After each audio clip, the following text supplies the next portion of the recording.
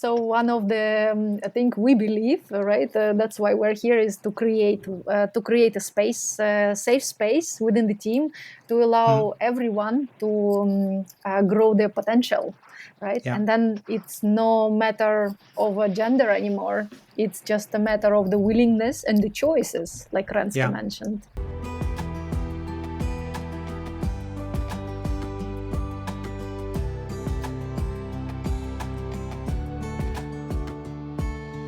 Welcome to Women Disrupting Tech.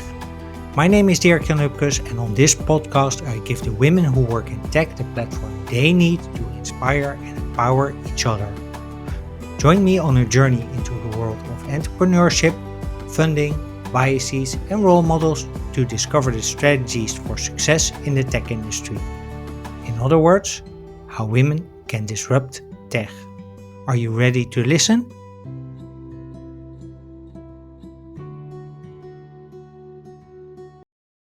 Hey, welcome back to Women Disrupting Tech. Thank you for listening.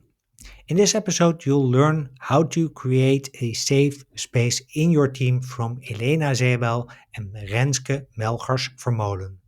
They're both a member of the Rabobank Women in Tech community. And before we go there, I'd like to share a bit of the backstory. In episode 35, Joanna Pemphilis already talked about the importance of creating inclusive spaces for women in tech and digital. And what I've learned from this episode and from other episodes of Women Disrupting Tech is that psychological safety plays a key role when it comes to getting more women to choose for tech. Now, at the time I was recording the episode with Joanna, I was also already talking to the Women in Tech team at Rabobank about doing an episode with them. Along the way, they suggested to do an episode about how to create a safe space in your team, and I figured that sounds like a plan. So in today's episode, Elena Zhebel and Renske Melchers-Vermolen are my guests to talk about creating a safe space in your team. Elena is a senior product manager analytics at Rabobank, and Renske is a tech lead at Rabobank. In this episode, we'll discover what it means to create a safe space in your team, how to maintain it as a safe space, and how a safe space in your team improves your team's overall performance and not just that of women.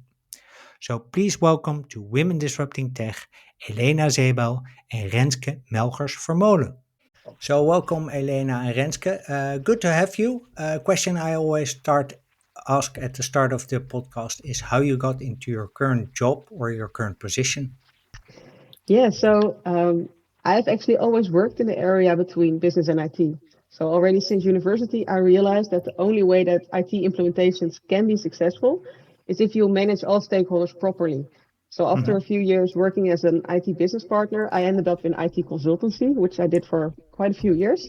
And in those years, I actually changed from change training communication type roles in implementation projects towards managing teams, managing programs.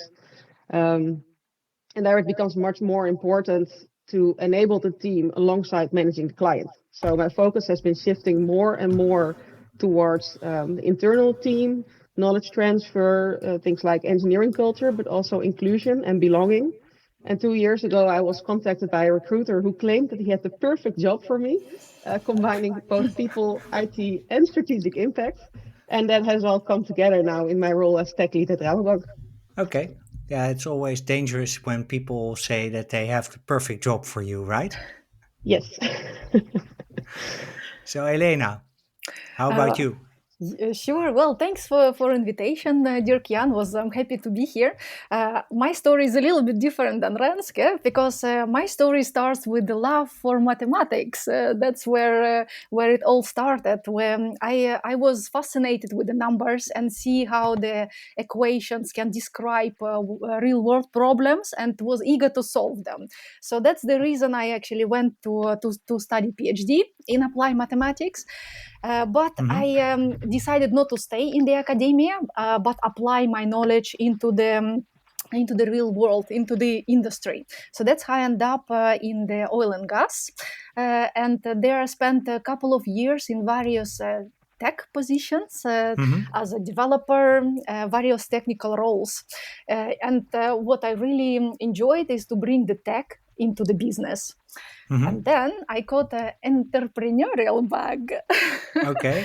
And I went to build my own scientific software consultancy, where I really learned all the projects from the beginning and the end and the business side of the tech.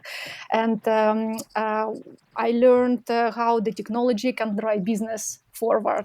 So, and then after like about 5 years ago, I actually made a leap. So I switched to finance industry and also moved to the management in the tech space. Yeah. And I was looking to have a bigger impact and especially integrating technology within the business strategy. So that's how I ended up at the Rabobank, being senior product manager analytics within the rate team. And Okay. I'm focusing on the categorization for the payment transactions within the Rabobank. Okay.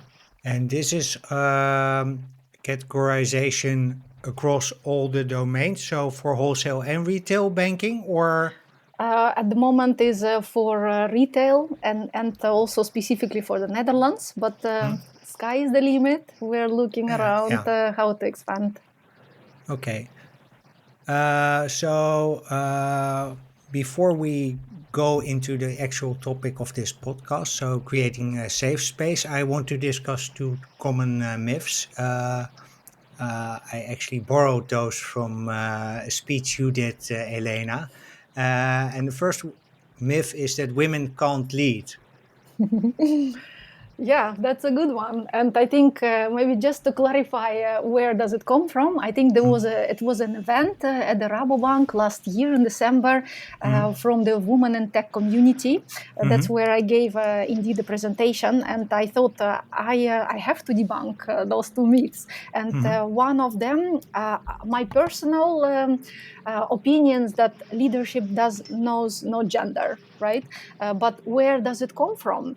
I think it's coming from a perception that women are in general too nice, are nice. And there is a personal story connected to it.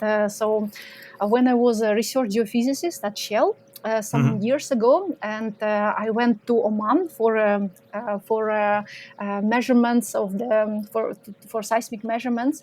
So we were driving in the field, manager of the seismic crew, and we were talking about all kind of things because it was it was a desert and we had hours. We spent hours together in the car, and he was saying, "Well, Elena, you are not a management material. You are just too nice."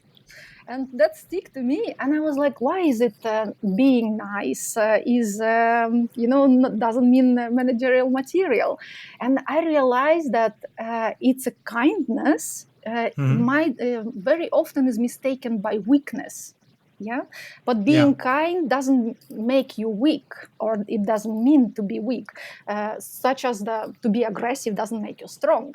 So that's why I really think I thought well, this is something I really want to speak up and say, well, you can be kind and strong. Yes, that's it's interesting how I think this is especially with men, by the way, how we think that you need to be strong and sort of, well, maybe not really aggressive in a negative sense, but in a positive way, you need to be assertive, let's say. And I see women all the time who are assertive, and if they show the same traits, and that's also one of the things that just popped into my mind. Actually, if women exhibit the same behavior as men, it works counterproductive. We've already heard that on other episodes of the podcast that so women, if they lead, they need to lead in their own way, which is with empathy, as I say. So that's a nice Nice point, Elena. So you're both leading teams. Renske also. What is your view on it, Renske? Yeah, it's an interesting one because if I look around in the overall field of tech leads, all my colleagues, there are quite a lot of men. So I mean, yes, there is a difference. At the same time, especially at Rabobank, I don't feel like this myth is relevant anymore. No. What I do see is that women in particular, but also just people in general, don't always speak up. And then I'm not stating that people should be assertive in a way that doesn't fit them. But it does mean that if you want to go into a leadership position, I feel people need to be brave and be clear about the ambition and dare to lean into conversations. So I think looking at myself, I do believe to be an example to everyone I meet at Rabobank. Bring your authentic self to the office, and not just in the way of colorful dresses, but also in being honest about how you're actually doing or what you believe to be best to fulfill your role. And if we can convince people to look at it like that, then it goes far beyond women or men, and it's just people. Yeah.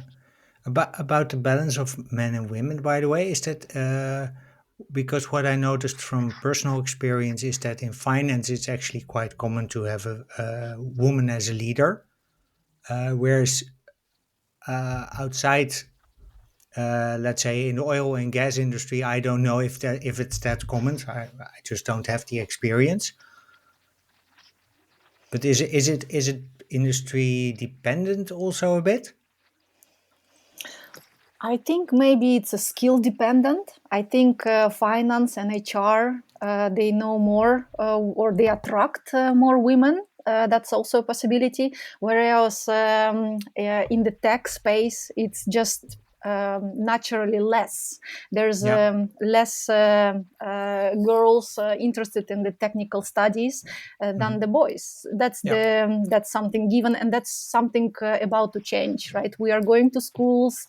Even there's an initiative within the Rabobank going to schools and showing what we do, so that to inspire also girls to move into the technical positions. Oh, that's good, because I think part of the lack of women in tech is due to the fact that we don't teach girls that tech is for them too. Absolutely, yeah. And like you mentioned, Young, earlier, lack of role models, right? Yeah.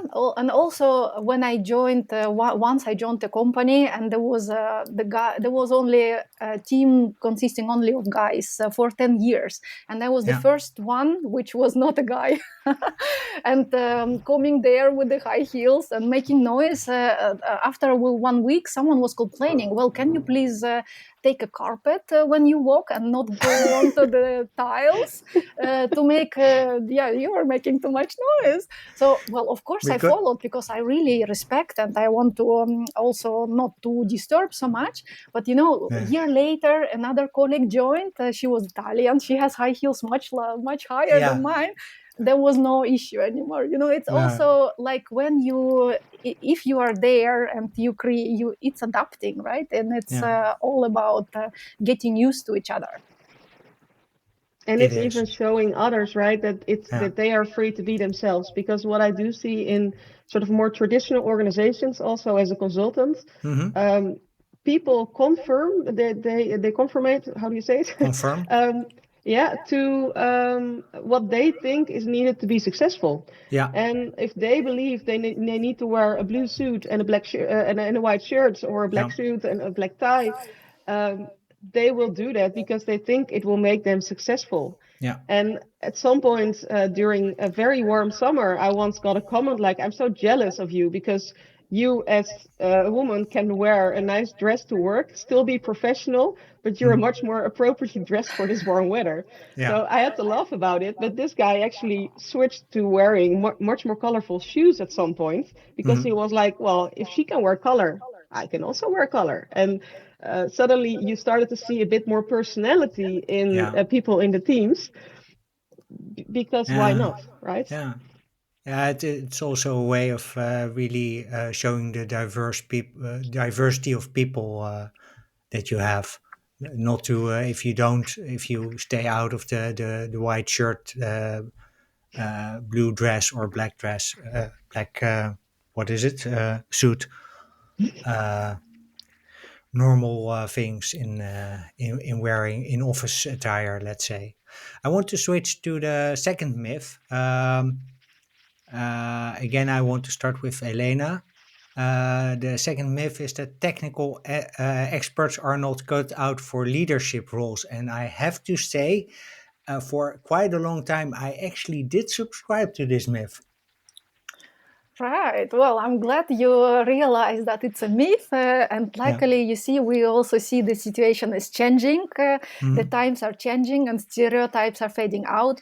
But yeah, it's very common to assume a technical person to be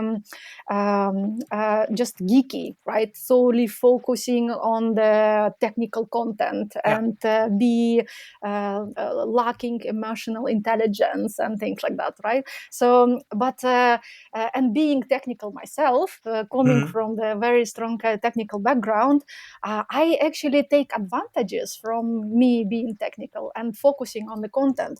I was asking my team, because now I'm a product manager, product owner Yeah. at the Rabobank, and I was asking my team, what is advantage that I understand the technicalities of the Mhm. and all the nitty gritties of the product, and and I get an answer like, well, I, as a product owner, don't sell dreams because I know how much it takes to implement something and I know Mhm. how much effort. So I will not say, well, we will do it within the week. Mhm. So I don't make false promises. And on top of that is the advantage is that I speak the same language with my team. Yeah. We understand, and I think this is the advantage of being technical as a leader is to bring both worlds together, business and the technical, and speak the same language Yeah. in the same way. I think Renske, you also would like to add to that. Yeah. Yeah, yeah. Maybe you already. I don't know if you checked the profile, but like one of my interests is also like preferred behavior of people. So Uh-huh. I'm a licensed disc trainer.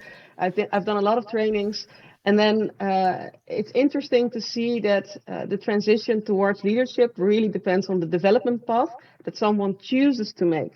So to me, everyone can become a leader, but some people do have to put in a bit more conscious effort Mhm. to be noticed for a certain position. Yeah. So you already mentioned like the introverted people, um, uh, typically like the green and the blue colors, to put it like that. Yeah. But a crucial part of the theory is it's not who you are, right? So it's my preferred behavior, but you have an ability to adapt. And if you then look at the technical experts, they are typically more introverted. So in traditional leadership, it will sort of clash with the traditional view of the loud and Yeah. extroverted leader. But I've seen that people with an introverted profile can be the most harmonious leaders. So Yeah, that's true. that's a real skill. Yeah. However, if you have that skill, you need to realize it as a skill. I need to recognize it as a skill. Mhm. I need to see if there is a room for you in the organization that you are in. So it might be that you need to work on some skills, work with a coach, or practice on presentation skills to be heard. Mhm. But if it's really what you want and you hone those additional skills, I think everyone can grow towards becoming a leader. But it has to be a choice, and it will not just be handed to you. No, absolutely not. No, but yes, I understand it. It requires conscious effort.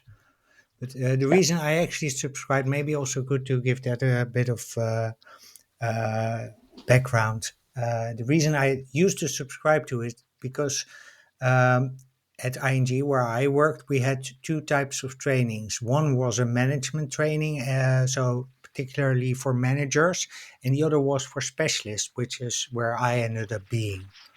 And the difference was more in in managerial styles that were expected at that time of people than that you couldn't be a leader because you were still expected to speak up, to do good presentations, to make your point clear, to have impact on whoever you were dealing with, but it was more to split into, okay, most technical people are really, as you said, Elena, specialists on what they do and like really incredibly good at it. And often these specialists are getting higher salaries than managers because there's just a lot of demand for it and not as much supply. But we had those trainings, but still we were expected as specialists also to show leadership skills. And at some point during those trainings, I discovered, oh, so this is not about. It's about if you want to be a manager, yes or no, and that's a choice, indeed, Renske. But it's not about leadership per se. That's true, and actually, I do see that quite a lot of like the real hardcore experts, they at some point might try out managing people. And one of my most recent senior engineers that I hired actually came back from managing a team and just wanted to be a full-time engineer again. So that's also something you see quite a bit, and that's why I said it's a choice. So yeah, it's definitely a choice. So I want to switch to safe spaces because that was originally the theme of the podcast. And so let's define it first. What does a safe space mean, and what does it not mean? Elena. Yeah, I think you have a question with two parts, right? So let's focus on the thing what it means, and then we'll cover what it doesn't mean. So I think what it means to have a safe space is first and foremost is mutual respect. Yeah, so that all the team members have respect for it. And the respect is not just there, but also built on the open and transparent communication, right? So you feel safe to speak up and to approach the issues and have a conflict and resolve the conflict, right, within each other. So you should be able to feel free to do so. And I just list all of the things and then we'll decide where we go. I think the leading by example is a part of it, and that's also not only for a team lead or a product manager, or but also for senior people, right? Leading by example and co-creating safe space. Also, specifically, how do we treat mistakes? Right, to treat mistakes as a growth opportunities, as a development opportunities, and not as a punishment, right? And that's always what I tell to the people. You know, we're humans; we make mistakes, right? It's not that's something given. We are going to make mistake one at a time. The trick is how to react, how to deal with the mistake after you made it, right? And that's what we will judge you on, right? Not on the fact that you made a mistake. And I think the fourth one is empowerment. In the safe space, you also feel empowered. You feel ownership of, and you are able to take decisions and lead initiatives. This is something. These are the four components of the safe space. Okay, so I want to touch a bit on the co-creation because I quite like that. So it's not just a manager who needs to do it, right? It's also people in the team that you're leading. Is that right, Renske? Yes, I believe that if you're talking about a safe space, you can't purely point towards a manager. It's much more about the team and how the collaboration goes within the team. So to me, I mean, Elena mentioned the transparent communication. And if you look at that transparency, there is, a two-way street that is going there. You have the mutual respect. You have a certain sense of vulnerability. For me as a manager to my teams, but with 5 teams, I'm not able to influence each team individually as much as I would like. So, but within those teams, I do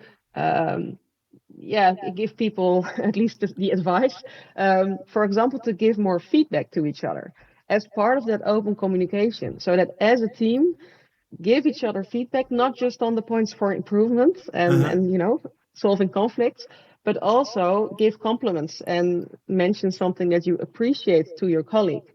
So that if we communicate clearly on it when it's a good time, then at some point, if we run into a bit of a Headwind. bump in the road, you can work together in that group because everyone feels safer to keep How, sharing. how do you, for lack of a better word, train this? How do you embed this behavior into a team? It's something I've been working on in the past year. It depends a little bit, obviously, on the background of people. So if people, for example, have spent a few years in consultancy, it is sort of already, it's already part of who they are. People that are not used to feedback often think of it as a bad thing. So just by inviting them to also give feedback and to ask them, specifically ask them about things that went well, and ask them, have you ever told your colleague about this? Then you start to see sort of light bulb moments popping up. And that's a slow process because it is actually a cultural change. It's a behavioral change. And I won't change that overnight. But I think we are moving in the right direction in the teams. And with that, I do have to say I use a lot of help from my Scrum Masters as well, because they are really day-to-day involved in each team, much more than me. Oh, okay. So you actually also solicit help for that. Yes, definitely. Yeah, I can't do it by myself. With around 50 people, as you said, you can't put it all on the shoulders of the manager because then I will fail horribly. Yeah. And in our team is very similar. So we do have a Scrum Master, and there's one tip to create this open communication and feedback culture is to do retrospectives. So we work in the sprints, which is 2 weeks of period where we decide for a goal for a sprint. And then at the end of every sprint, we assess not only did we achieve what we wanted, but also how did we work? What was the way of working? Is there a way we can improve? What went well? Did the communication went well, or is there something we can improve? And I think doing it as a team exercise helps a lot to assess and also give compliments and give also feedback. And treat it as a continuous learning process and not something. Oh, it's once a year I get a performance feedback, right? Yeah, it's not your one time a year appraisal meeting. No. But is it also about really making sure that people see mistakes as a learning opportunity as opposed to something they did wrong? Correct. Yeah. Okay.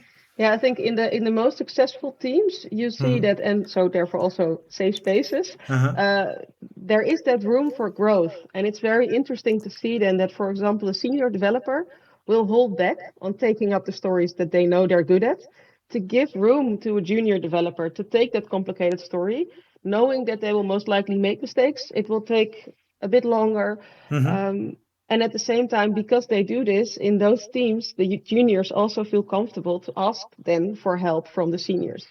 So by peer programming, by having these sparring sessions, and then acknowledging even seniors that they have learned from the insights from anyone else in the team, and so not seeing themselves as the best, but the team as a whole as the best, and that's great. It's also an interesting perspective then, because especially the seniors, they give up space, and I can imagine that what it does also is that you open yourself up for your own blind spots. So you actually overall long term improve the quality of your product because you have other people looking at it from probably a different angle. I see two ladies nodding. No, absolutely. Yes, audio, right? Yeah. Yeah, indeed. That's also what we observe is that,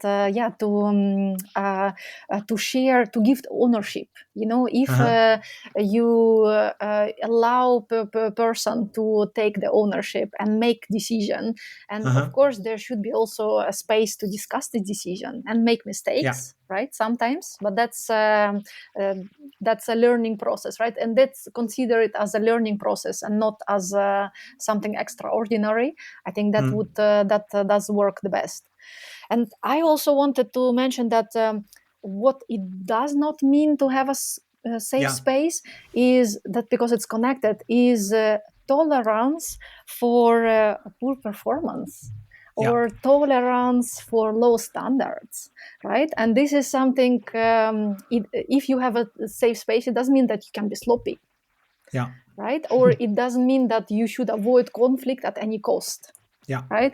It's opposite, that it's okay that there is a conflict and there is some situations that you need to treat a little bit differently, but it's okay. You can be open about it.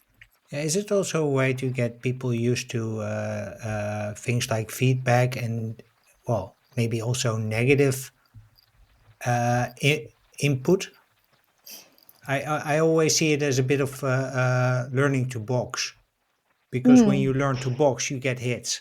There's no way to avoid them, because at some point your guards will go down. So then someone will, well, maybe not punch you in the face, but at least, but by getting those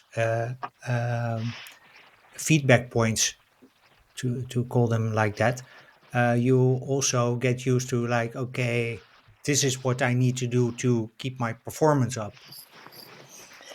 It's interesting how you mention this. I'm sorry, Elena. No, go ahead, Renske. I never heard this example of the boxing, but actually that works perfectly, because it's interesting. If you would choose, I want to learn boxing, part of it is being hit.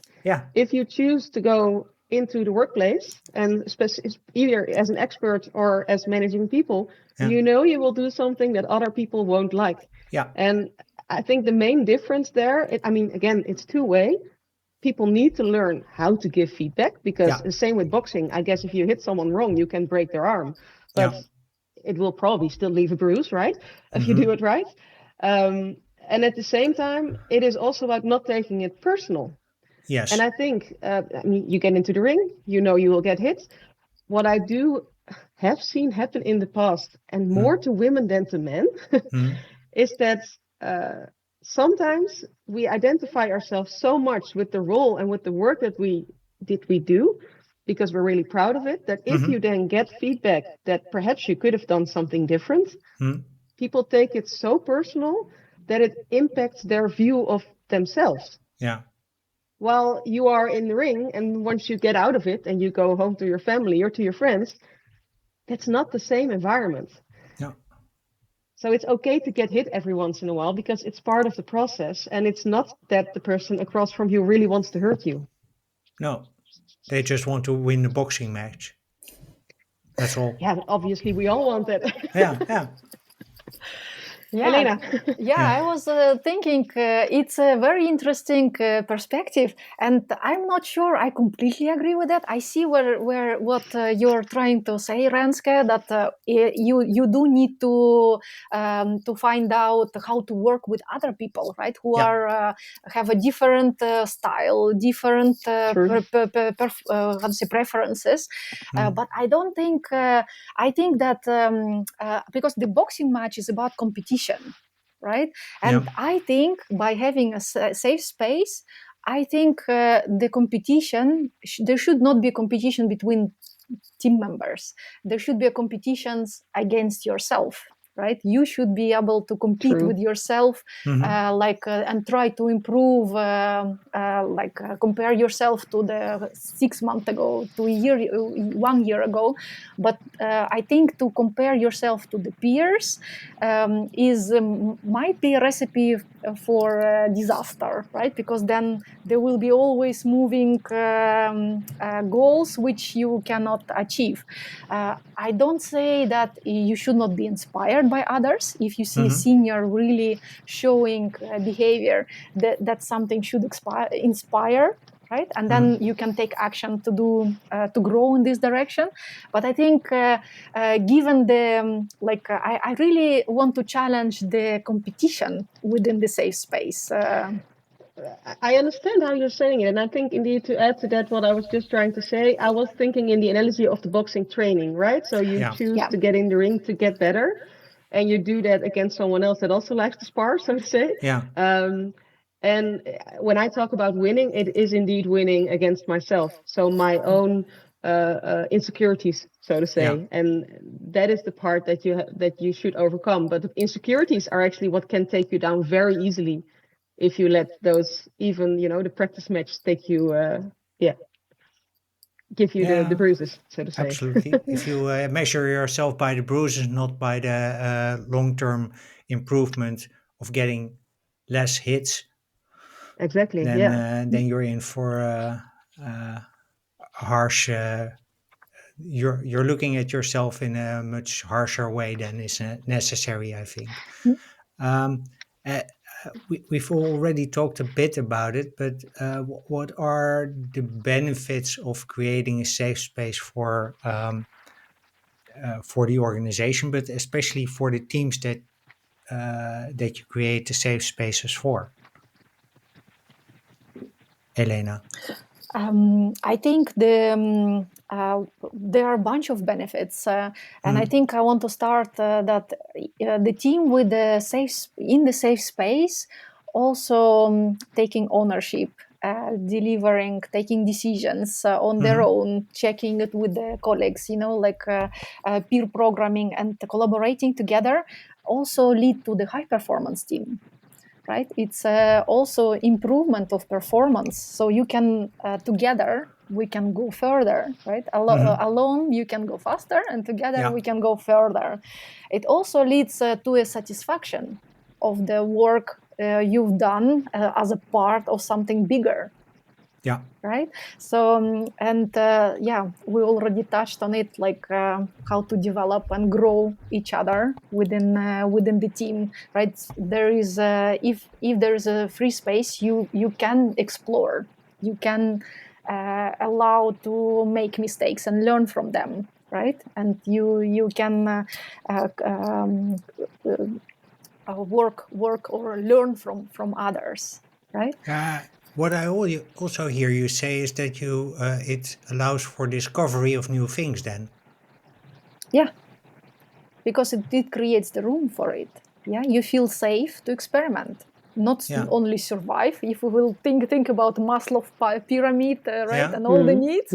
So this is the if it's there is no survival. Right, you don't have to survive. You don't have to compete. You can. There is a room for discovery. Yeah, people in the team feel like they belong, and that it's okay to make those mistakes. It's okay to speak up if they want to perhaps try out some different stories that they wouldn't typically develop. And that's those are the most successful teams as well, because people feel safe. So there's high performance, there's time and space for discovery, and satisfaction of the work together. And so it's growth for both the team and the individual. I think that's growth. Sorry, it slipped, but yes, that's the third part I wanted to include in the summary. Yeah, and the anecdote from my team is that we have a senior engineers now. We have and we have some. Our project is very heavy data science oriented and also engineering, heavy engineering. So we have both skills present in the team, and we have senior engineers who is also taking up data science projects. So as a joke, we call them, "Oh, we have a junior data scientist now." Yeah. So it also allows to explore other skills within the safe space. And that's where the personal growth comes in, I guess. And that's also how you build ultimately, I think, high-performing organizations, because ultimately people will discover the skill that makes them tick and perform better. Yeah. So we've talked about creating safe spaces. How do you keep them safe, Renske? By keeping it a topic of conversation. So it's not something you can have a training on and then assume Yeah, it just will magically be it's not okay. a set it and forget it thing. Exactly. No, it's something that the team needs to keep working on. Also, obviously, because there are always shifts in teams. Yeah. But as soon as the team sort of becomes too comfortable, Mm-hmm. yeah, you get into the area of assumption, and we all know that she's a mother. So Yeah. that's what you want to stay away from. So we need to keep talking about it. Yeah. And I agree with Renske. It's also like if we look at the micro tips, right? Like what, for example, we did within our team. So keep one-on-ones regularly, right, with the team member. Keep talking, celebrate life events together, birthdays together. We did new joiners onboarding very thorough thought onboarding process. Mm-hmm. Encourage peer programming. But also celebrate the difference. This is something we did actually shared our personalities within the team. Uh-huh. And we did the free test. It's 16 personalities. I think, Renske, you mentioned disc for colors, right? I think that would be Yeah. even better, but we just went with the free version of it.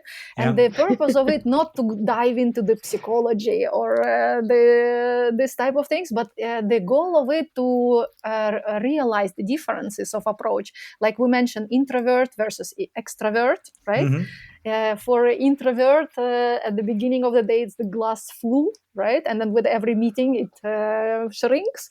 And for Mm-hmm. extrovert, the glass at the beginning of the day is empty. And with every Yeah. meeting, it gets filled up, right? Yeah. So how do you find the balance and approach and also to see where the people come from? So, and coming back to Renske's, not take it personal, right? Yeah. If there is a difference in approach or personality or way of working, it doesn't mean it's against you, right, or No. against your beliefs. It's just the Yeah. difference, Yeah. different approach, It's just what it is, a difference. different Exactly. preference. Yeah. So, Renske, I had a question for you about this. Do you also hire specifically? I mean, you hire for specific roles, of course, but also Yeah. do you look at, okay, the person who left had a certain, I'm just going to call it a psychological makeup profile. So I want to hire someone who is, let's say, similar. Not the same. It's not possible to hire the same person back again, but someone similar. Do you actually do it? Take it into account in your hiring? Actually, not that much. I am aware of unconscious bias. Hmm. So typically, especially if we look at like hiring a new engineer, we had hundreds of responses. There are some basic filters, and then also the team looks at it, etc. Hmm. And from my side, I typically look at the layout of a team. So I always want a very senior person in the team, a meteor, and preferably also a junior, because I believe Hmm. seniors should be able to take the knowledge transfer, etc. Yeah. And then I do want to prevent the team getting very comfortable in only selecting those engineers that look like them, so that you might end up with a team with very similar personalities. So I don't mind if it's if it's a bit Yeah. different. Yeah. But typically, yeah, I do, especially when it comes to the engineers in the squad, I do lean very heavily on the other engineers and the architect, to really see, will the person also fit? Because for a year or two, they will have to work very intensively together. And then Hmm. from my angle, I much more look at, do they fit within Rabobank as a whole? So if Yeah. they become internal, will they stay with us for a long time, and do they fit?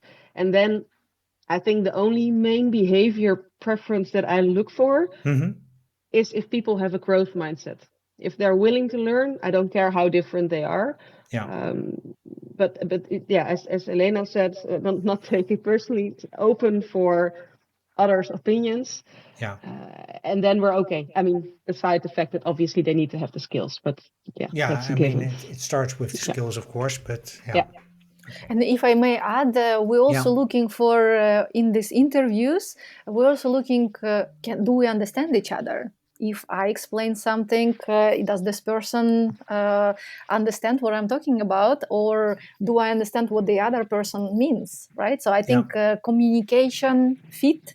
Right. It's also something we take into account. Yeah, especially looking at the Dutch culture. Uh-huh. I always, especially with people that come from outside of Europe, I always ask the question like, are you aware of the Dutch working culture? And that people can be very direct. Yeah. Are you okay with that? Yeah. Although that's a bias or a filter that we have of ourselves, that we're really direct, which we're not. That's a myth I can bust right now. If you compare it Okay, to, that's for instance, interesting. I did get that feedback sometimes. I worked with Americans. They are much more direct than we are, or they can be. And even English people can be very direct if you put them in the right setting. Although they are known to be a bit more, let's say, at a distance. Yeah, but if you would take the Asian culture or Middle East, they are much more softer in the approach, how to word things. They have to get used to the, let's say, the Dutch way of giving feedback, which is blunt. And speaking up when they're part of a team. I think that's a very important one. So that's what I mean with direct. You shouldn't just let yourself be pushed out of the way because someone else is talking louder. And just not like, okay, it's fine. Mm-hmm. Everyone deserves to be heard in a team. Yeah, I think that's a beautiful place to move to the one of the last questions I had for you. You're both part of the Women in Tech Rabobank community. I was wondering, how does that help you as a person and as a leader? I think that's very connected what you said earlier, Dirk-Jan, is that role models, right? That we are not aliens. We are not alone. There's a bunch of other women doing the same thing, and that's where what the community is about, right? To share experience and to see best practices and to see how we can learn from each other. Sharing those experiences is the nicest because we have like these monthly coffee talks virtual with a certain topic that we discuss. Okay, and cool. It's really nice to then sometimes learn I'm not alone in this. And other times it also is very nice to hear that I am alone in a certain experience, so that knowing that an experience is not normal can be also very valuable, so that we can listen and learn from each other, get tips, sometimes be angry together. And then, okay, and what can we do to not have this situation in the future? So I think this community really collaborates to a new generation of leadership and empowering women in the bank on all levels. But it's also good to indeed hear that some situations or things that happen are not normal. Yes, that you are alone in this, or it's bad to hear that you're alone in it, but it's also good to hear that people confirm that maybe it's as a consequence it's not okay. Exactly. So maybe also good to mention that their Women in Tech for Rabobank is also open for outside. Maybe we'll share a link afterwards. There is a blog posts posted regularly and can be seen from. It's not only for Rabobank, but for everyone. Okay, well that is very good to include in the show notes. So I'll definitely take you up on that. Second to last question. I have an arrangement with Jacqueline van de Ende. She's one of the co-founders of Carbon Equity. And I think it was episode 4 or 5, where she said that gender should be a non-issue in 10 years from that point, so 2032. And she also told me that my podcast should be obsolete by then. And I was wondering if you could give me some advice how to get there. Right. I think the topic of this podcast speaks for itself, right? Yeah. So one of the I think we believe, right? That's why we're here, is to create a space, safe space within the team, to allow everyone to grow their potential, right? Yeah. And then it's no matter of a gender anymore. It's just a matter of the willingness and the choices, like Renske mentioned. Yeah. Personal choices. Okay. Yeah, I think the time might already be right to change this title from Women Disrupting Tech to People Disrupting Tech. Because we talk about the gender gap indeed because it's very visible. But if we look at every individual, we have the different backgrounds, we have our unique experiences, we have those different preferred behaviors. Yeah. And I mean, especially within tech, we go all the way from the so-called social butterflies to the silent and exceptionally smart flies on the wall. And we all have quirky habits. So we're all a bit weird. We all have our distinctive lives on views on life and work and ambition. Yeah. So if we look at the end goal, to me, yes, disrupting tech to get this new way of working together. Yeah. And then it should not be about adjusting our behavior to what we think will be successful at work, but it should be about knowing that people can be successful by being themselves, and that there is a space for everyone to disrupt tech. That is a beautiful place to close. Thank you very much. I really enjoyed this conversation with both of you. Final question. Where can people connect with you and learn more about Rabobank and the Women in Tech initiative that you have? LinkedIn, and Elena has a link. Yeah, please feel free to look up and connect on LinkedIn, and we will provide the links to the Rabobank and the Women in Tech community as well. Good. We'll include those in the show notes. So once again, thank you very much, both of you, Renske and Elena, for being my guest. Really enjoyed having you. Really enjoyed the conversation. And listeners, thank you very much for listening. Well, that's a wrap for this episode. Thank you for listening. Renske, Elena, and I hope that you've enjoyed our conversation about creating a safe space in your team as much as we did. You can learn more about Elena and Renske and connect with them via the links in the show notes. And in those same show notes, you can also find the link to the Rabobank Women in Tech community. As usual, you can find the show notes at womendisruptingtech.blog. There you can also find the other episodes of the podcast, like the one with Joanna Pamphilis that I mentioned in the intro. And the website also has blog posts on topics related to diversity, equity, and inclusion in tech. Now, if you like the podcast and if you'd like to support it, there are 3 ways to do this. If you're following the Women Disrupting Tech podcast on Spotify, Apple, or Goodpods, would you consider giving the show a rating or a review? That way, you help other people discover the podcast. Another way to support the podcast and to contribute to more diversity in tech is sharing the podcast with friends, family, and co-workers. This way, you give guests like Elena and Renske the platform they need to make this podcast obsolete by 2032. And if you'd like to be among a select group of people who are the first to hear about new podcast episodes, please consider becoming a member of the Women Disrupting Tech community. To join, simply enter your best email address in the box at the bottom of the show notes. Finally, you can connect with me via the website or via LinkedIn. On LinkedIn, just look up my name and you'll find me. Once again, thank you for listening, and I hope to see you in the next episode.